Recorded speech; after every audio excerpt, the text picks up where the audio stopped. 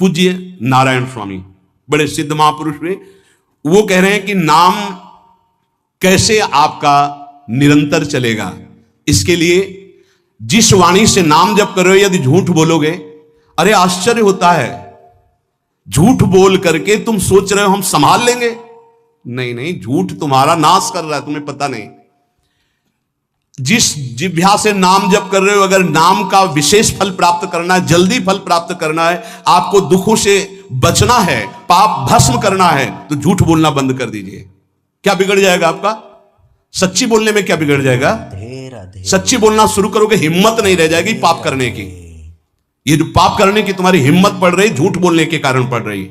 नहीं, असत्य संपातक पुंजा, सबसे बड़ा पाप झूठ बोलना। उससे क्या होता है? हर चीज हम छुपाना चाहते हैं। किससे? उस सर्वज्ञ परमात्मा से, गुरुदेव से। नहीं, झूठ नहीं।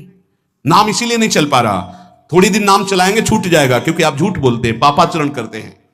अगर नाम को चलाना है तो नारायण स्वामी जी कह रहे हैं, पहली बात मौन का आश्रय लीजिए, कम बोलिए, अधिकतर चुप रहना सीखिए, तभी नाम चला पाएंगे।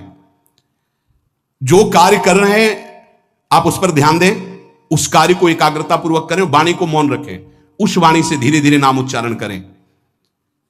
कम से कम 24 घंटे में 4 घंटे मौन का तो सबको अभ्यास कर लेना चाहिए। 24 घंटे में 4 घंटे मौन का। तो ऐसे ऐसे बुद्धिमान वो कहेंगे हम 6 घंटे मौन रहते हैं। कब? बोले जब सोते हैं तब। आप 4 घंटे करो, हम 6 घंटे मौन रहते हैं। 24 घंटे में हम 6 घंटे मौन रहते हैं। बहुत बुद्धिमान है।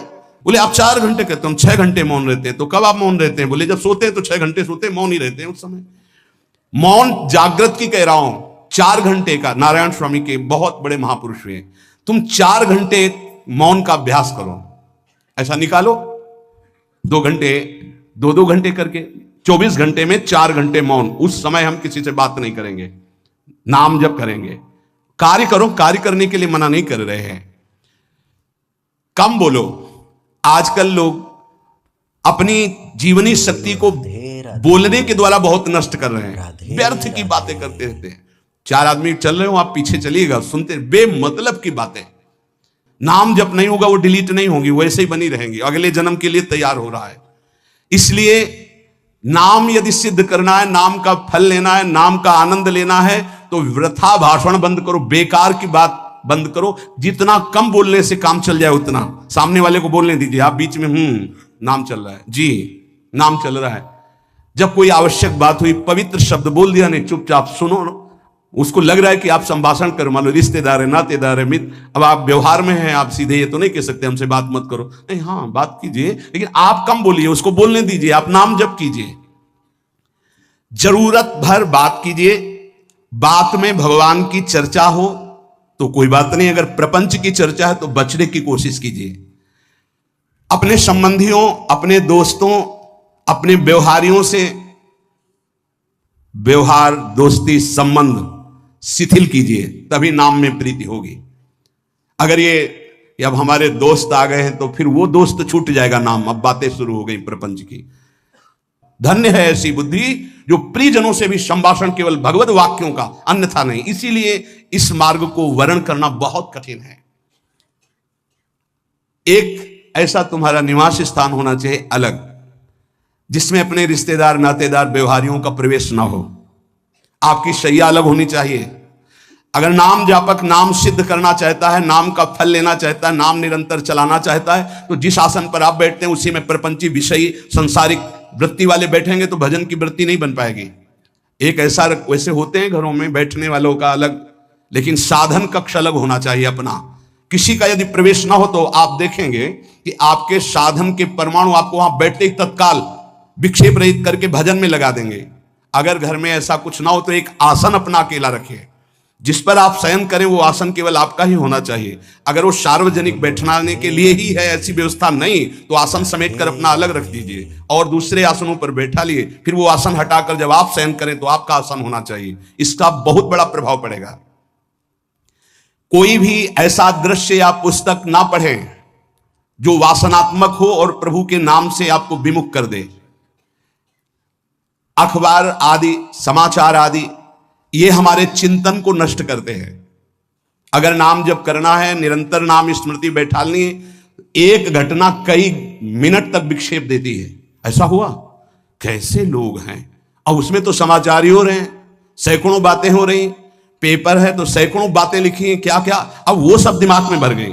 इतना व्यसन है किसी किसी को पेपर पढ़ने का, समाचार पत्र पढ़ने का, कि सुबह होते ही वो विरह में रहते हैं कि पेपर आ जाएगा, आया नहीं, और मिला तो ऐसी एकाग्रता से पढ़ते हैं जैसे वेदांत चिंतन करने वाला वेदांत चिंतन। चश्मा लगा, चाय रखी, ठंडी हो रही, उससे मतलब बीच बीच में चाय और चश्मा से और पूरे दिमाग में वही। अब क्या करेगा, जो पढ़ा है उसका चिंतन बनेगा, वही बोला जाएगा। अब जहां चार मिले तो तुम्हें पता है, उत्तर प्रदेश में ये हुआ, मध्य प्रदेश में ये हुआ, चर्चा दिमाग। नाम जापक पूज्य श्री नारायण स्वामी कह रहे हैं, अखबार पढ़ना, दुनिया भर के प्रपंच की जिसमें बातें हैं, ऐसे समाचार, ऐसे टेलीविजन देखना, ये तुम्हारे हृदय में नाम नहीं चलने देंगे, तुम्हारी स्फुरणा को गंदी कर देंगे, बेकार का वक्त खराब होगा। इसलिए अगर आपको पढ़ना ही है तो धार्मिक ग्रंथों को पढ़िए, अपने इष्ट संबंधी ग्रंथों को पढ़िए नाम जपने के लिए। किसी को कभी वचन न दें। पांचवा, बहुत बहुत पॉइंट की बात करें, यदि आपने किसी को वचन दे दिया और पूरा नहीं किया तो भजन का फल वहां जाएगा, ध्यान रखना। यही हमसे सब त्रुटियां होती रहती है अपने लोगों से। जाओ आज से बाद वचन दे दिया, हम ऐसा नहीं करेंगे, नहीं करेंगे चाहे मर जाएं। और अपने लोग ऐसे फिसड्डी हैं कि शाम के वचन देते हैं और सुबह फिसल जाते हैं, 2-4 दिन बहुत बहुत चला फिर फिसल जाते हैं। बोले कसम से आज से ऐसा नहीं करेंगे। तो आप इसको खिलवाड़ न समझें, आपके सुकृत नष्ट हो रहे हैं, वासना आपके सुकृतों को नष्ट कर रही। दूसरा, जैसे आपने किसी से कहा कि मैं शाम के 5 बजे आ जाऊंगा, तो 5 बजने में 5 मिनट कम होने पर आपको पहुंच जाना चाहिए, 5 मिनट ओवर होने पर नहीं, उसके पहले ही आपको। ये संतों के जीवन में देखा गया है, समय का बहुत बड़ा जीवन में अस्तित्व है। अगर आप किसी को समय दें, फिर उसमें प्रमाद स्थिति नहीं होनी चाहिए, 5 मिनट पहले पहुंचिए। समय दिया है किसी को तो 5 मिनट पहले, उसको इंतजार ना करना पड़े। रात को सोते समय नाम जापक उपासक विचार करें, मेरा नाम किन किन कार्यों में छूटा, मेरे से कौन कौन सा पाप हुआ, मैंने कौन सी आज गलती की जो नहीं करना चाहिए, और उसे डायरी में नोट करें। नारायण स्वामी कह रहे हैं दूसरे दिन सावधानी पूर्वक वो गलतियां ना होने पाए जो हमने आज की। जब उपासक सत्य बोलना स्वीकार करता है तो उसके हृदय में डर जागृत हो जाता है। ध्यान रखना, डर ये माया के द्वारा प्रेरित है। अगर व्यापार में सत्य बोलेंगे तो पैसा अधिक नहीं आएगा, अगर हम सत्य बोल दिए तो डांट लगेगी, अगर हम सत्य बोल दिए तो सब लोग जान जाएंगे मैं ऐसा गंदा हूं। सच्ची मानिए, सत्य बोलने का नियम ले लीजिए, आप निष्पाप हो जाएंगे, आप महात्मा बन जाएंगे अंदर से, कोई भी पापाचरण आपके जीवन में नहीं रह जाएगा। भगवान का नाम सत्य है, उस नाम को चलाने के लिए झूठ बोलने वाला नाम को कैसे चला सकता है। सत्य बोलने से यदि तुम्हारा नुकसान हो रहा है तो तुम सह जाइएगा। नारायण स्वामी कह रहे हैं उससे बड़ा लाभ आपको श्री भगवान प्रदान करेंगे। आप सत्य बोलिए। आजकल भगवान पर विश्वास नहीं, इसलिए झूठ पर विश्वास है। कलयुग की ऐसी प्रेरणा है कि सब झूठ बोलने लगे हैं, कोई डरता ही नहीं झूठ बोलने में, पूरा का पूरा। जैसे नहीं कहते कुछ तो सत्य होगा, ऐसे ऐसे महानुभाव हैं कि 100% झूठ बोल जाते हैं, 100%। धन्य है मोबाइल जो झूठ बुलाने में बहुत प्रवीण है, बहुत प्रवीण है। अरे भाई हम नहीं मिल सकते, आज हमारा मन नहीं है, खत्म खेल हो गया, सत्य बात है, नहीं मिल सकते आपसे, मत उठाओ फोन। अगर तुम्हें झूठे ही बोलना है तो फोन क्यों उठाओ, नहीं बोलेंगे, नहीं उठाएंगे तो समझ जाएगा कि उनकी रुचि नहीं। ये झूठ क्यों बोलना, सत्य बोलो। झूठ से यदि आप बच गए तो आपके जिह्वा पे नाम निरंतर चलने लगेगा। ये झूठ ही नाम नहीं चलने दे रहा। असत्य आचरण, छुपाने की वृत्ति, असत्य भाषण, ये नाम में प्रीति नहीं। किसी को भी फुसलाने के लिए झूठ मत बोलिए। सत्य बोलने का अभ्यास कर लिए तो पापी जीव भी महात्मा बन जाए। सत्य आवश्यक है। एक बड़े कागज पर ऐसी जगह लिख के रख लो जहां तुम उठते बैठते देखते हो कि मुझे सत्य बोलने का नियम लेना है, झूठ नहीं बोलना है। सत्य साधन कर लो, फिर देखो नाम कैसे चलता है। तपस्या, बड़े बड़े पुण्य, बड़े बड़े तीर्थ स्नान उतना पवित्र नहीं करेंगे जितना सत्य बोलने से होगा। पर बहुत कठिन है इस समय सत्य बोलना। मतलब बात बात पे असत्य का ही वर्ताव हो रहा है, असत्य का। अच्छा, ये कोई संसारी आदमी में नहीं, कुछ ऐसे होंगे जो सत्य की वार्ता करते नहीं। प्रायः क्या जाता है, झूठ बोलने में बोल दिया और सामने वाला राजी हो गया, हम निकल गए। लेकिन सत्य ना होने के कारण आप में सत्य आचरण, सत्य स्वरूप भगवान का नाम, भगवान को कहा गया सत्य नारायण, वो नाम नहीं चलेगा। भजन करने का पहला साधन है सत्य बोलना, जबान से सत्य बोला जाए। और भजन की संख्या प्रारंभ में जरूर लेनी चाहिए। यदि 10 माला का नियम लिया, 20 माला का नियम लिया, तो उसे निर्वाह करो। जैसे यहां शरणागति मंत्र मिलता है तो 11 माला प्रारंभ में दी जाती है कि आपको करना ही है, ज्यादा हो जाए वो ठीक, 11 से कम नहीं। वो कभी जीवन में नहीं, अपने जीवन में गुरु आज्ञा 11 माला तो करनी है, हर समय करना है। पर ये मन थोड़े दिन तो नियम में चलेगा, इसके बाद छोड़ देगा। दीक्षा तब लेनी चाहिए जब गुरु आज्ञा पे चलने की हिम्मत हो, नहीं तो ऐसे ही नाम जपो करो। और जब नियम मिल गया 11 माला, तो चाहे प्राण निकल जाए, हमको 11 माला पूरे करने, प्राण निकलने तक गुरु आज्ञा का पालन करना है। यदि आप नाम जब अधिक मात्रा में नहीं करेंगे, तो जो आपको नाम मिला है उसका फल आपको अनुभव में नहीं आएगा। क्यों? क्योंकि नाम का हिस्सेदारी होती है, भजन की हिस्सेदारी होती है। जैसे किसी ने प्रणाम किया, वो भजन लिया। गृहस्थी को इसीलिए मना किया कि रास्ते में परिक्रमा मार्ग में हलवा पूड़ी ये सब बट रहा है, हाथ मत फैलाओ। वो दान कर रहा है, सुकृत कर रहा है, और कोई दूसरे ले विरक्त आदि। आप अपने भूख मिटाने के लिए 4 रुपया के चना लेके भले पालो, लेकिन दूसरे के द्वारा दिया हुआ हलवा मत पाओ। यहां धाम आए हो, भगवत कमाई करने आए हो, यहां नाम जप करो, कष्ट सहकर परिक्रमा दो। हो सके 4 रुपए की वस्तु लेकर के आप पशु पक्षियों को पवा दो, किसी एक का पेट भर, तुम मत पाओ दूसरे का। तुम चाहो तो उपवास कर सकते हो, या प्राण पोषण के लिए रूखा सूखा थोड़ा खा। ये दूसरे के आराम से धाम में हम आए 2-4 दिन खूब खाए पिए नहीं, भागीदारी हो जाएगी तुम्हारे पुण्यों की। वहां ऐसे फ्री नहीं है कुछ। भजन का भागीदार राजा भी होता है, जिसके राज्य में रह रहे हैं। जो अन्न देता है वो भजन का, जो वस्त्र देता है वो भजन। इसीलिए गृहस्थ को कहीं कुछ भी स्वीकार नहीं करना चाहिए, ये बहुत ध्यान रखें। अगर आप कहीं तीर्थ साधु आश्रम कहीं जाते हैं, कोशिश कीजिए कि किसी से सेवा ना ले, और अगर सेवा ले तो उसके अनुसार फिर अर्थ दे दे। अगर आपने वहां भोजन पाया, पान पाया, तो उसके अनुसार सोच ले कि अगर हम इतना खरीदते तो कितने का मिलता, वो दे दिया तो आपका भजन बच गया। कभी आपको कोई प्रणाम नमस्कार करे, तत्काल बराबर प्रणाम करो। किसी को अपना भजन का हिस्सेदारी नहीं, सबका मंगल हो। ये भजन जितना बढ़ेगा तो आपको भगवदाकार कर देगा। दिन रात 24 घंटे में 21,600 श्वास चलती है। 21,600 श्वास में 6 घंटा तो सोने के चले जाते हैं, उस समय तो चेतना नहीं रहती। अब हमको अगर 21,600 नाम हमको जपने को मिल जाए तो हमारी हर श्वास सार्थक हो जाए। जो हम 5-6 घंटा सोते हैं उसमें जिनका अभ्यास है तो बात अलग है, नहीं तो वो व्यर्थ जाती हैं। तो हमें एक श्वास में कई नाम जपने का अभ्यास करना चाहिए, जिससे 200 माला फेरने पर ये 21,600 श्वासों की गणना पूरी होती है। अगर हम 200 माला का नियम ले तो इतना हो सकता है। तो हमें लगता है अगर हर समय माला नहीं ले सकते तो श्वास वाली माला बहुत अच्छी रहती है। श्वास में 4 बार खींचो, 4 बार नाम लेते हुए छोड़ो। दूसरा साधन, एक छोटी माला ले लें, जो आजकल तो काउंटर चला है। काउंटर में ज्यादा सुविधा संसार के क्रियाओं में रहने वालों को होती कि क्या अपनी जेब में डाल लिया।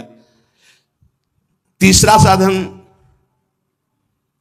वो बहुत कठिन है, मन की वृत्ति से नाम जप करना। माला, श्वास और मन की वृत्ति, उसमें श्वास की भी गणना का ध्यान नहीं रहता, उसमें केवल चिंतन होता है, चल रहा है। पर ये आखिरी स्थिति होती है, इसी के बाद वो परिपक्व अवस्था होता है। जिह्वा से धीरे धीरे नाम उच्चारण करते हुए, ये पहला अभ्यास है। प्रारंभिक को एकदम मानसिक में नहीं पहुंचने की चेष्टा करनी चाहिए, 2-4 नाम के बाद मन प्रपंच में फंसा देगा। दूसरा अभ्यास कंठ में, जैसे हम जिह्वा से राधा वल्लभ सिंह, राधा वल्लभ सिंह, राधा वल्लभ सिंह, इसे वाचिक जप कहते हैं। मंत्र नहीं होगा, ऐसे नाम होगा। फिर उपांश ऐसे, फिर कंठ से चलता है, फिर हृदय से चलने लगता है, फिर नाभि से चलता है। जिसका नाभि से चलने लगता है उसका परावाणी के द्वारा भजन, वो सिद्ध पुरुष कहा जाता है।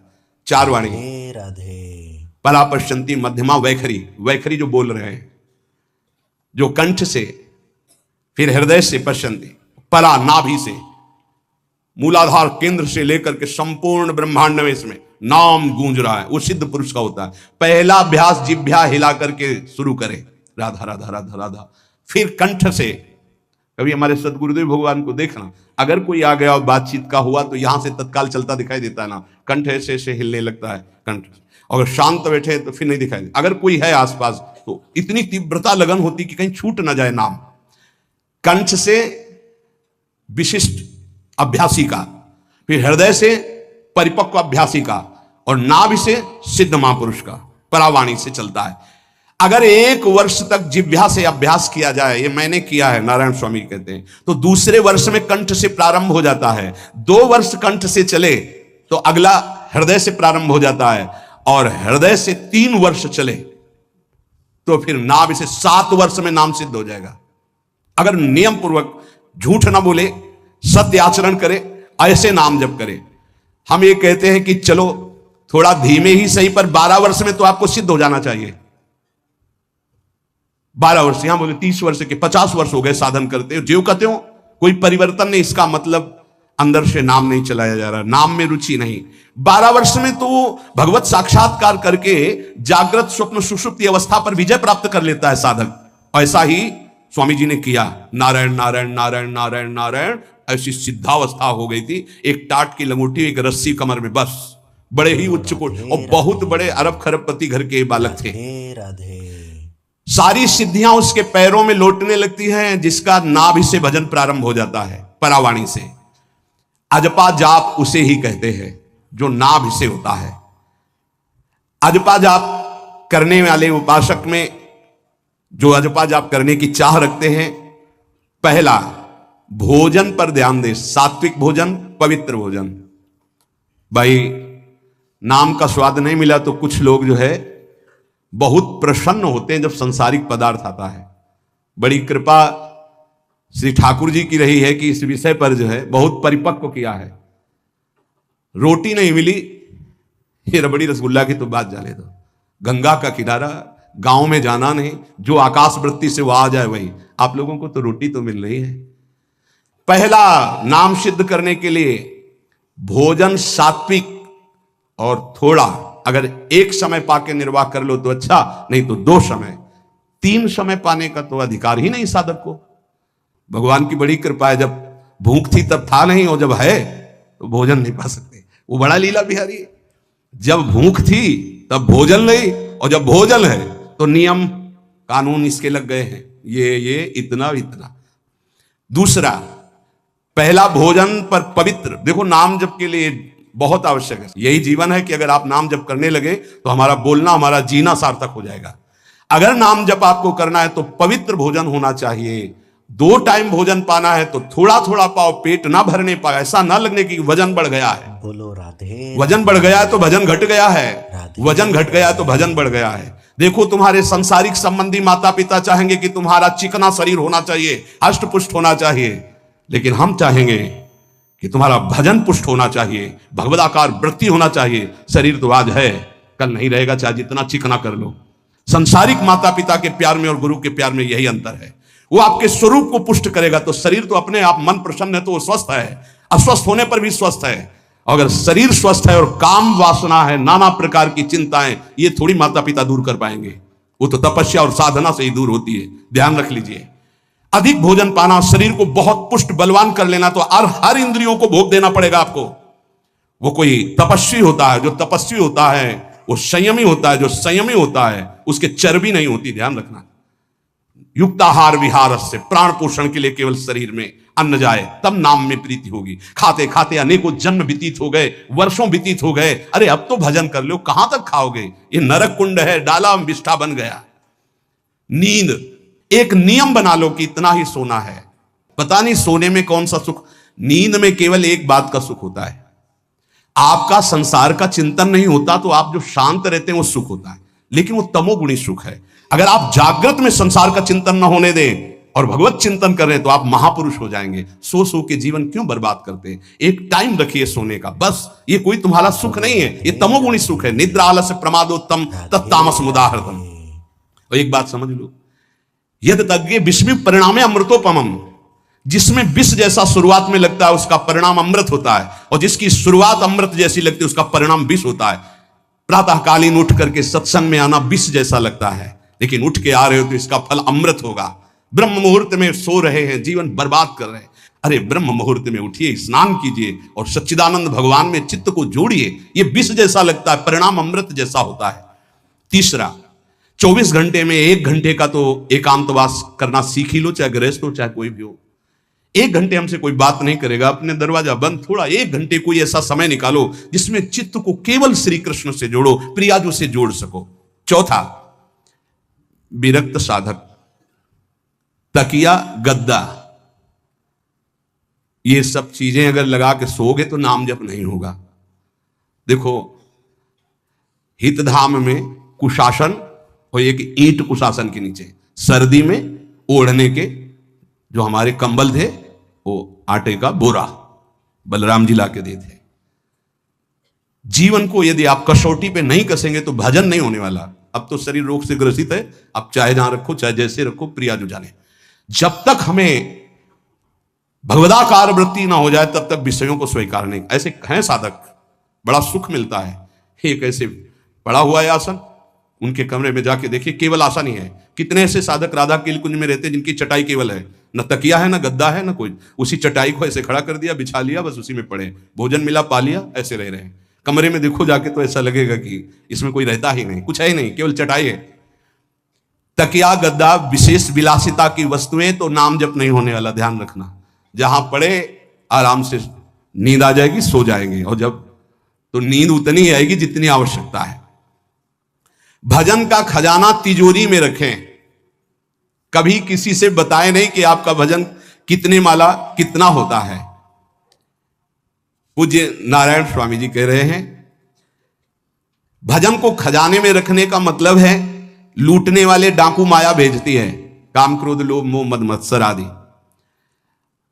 और प्रिय गृहस्थ भगत आदि। कैसे प्रिय